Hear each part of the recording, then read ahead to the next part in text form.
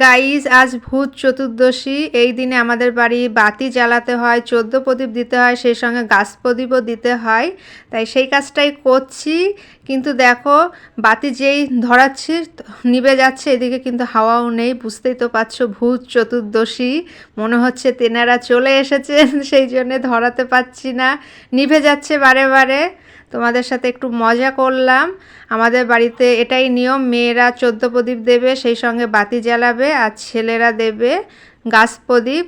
তার মধ্যে ভাই তো বাড়ি নেই, আমার বাবা বাড়িতে আছে, তাই বাবা প্রথমে গাছ প্রদীপটা দেবে, আর ভাই যখন আসবে তখন দেবে।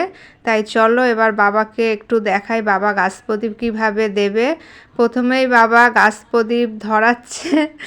বাবা সেই থেকে, আর গাছ প্রদীপ কিন্তু আমরা কিনতে পাওয়া যায়নি, কারণ এটা মাটি দিয়েই তৈরি করতে হয়। মা তৈরি করে রেখেছে, 5টা দিকে মুখ থাকে, 5 দিকে সলতে দিয়ে ধরিয়ে দিয়েছে বাবা। এবার প্রণাম করছে, তোমরা একটু দেখো।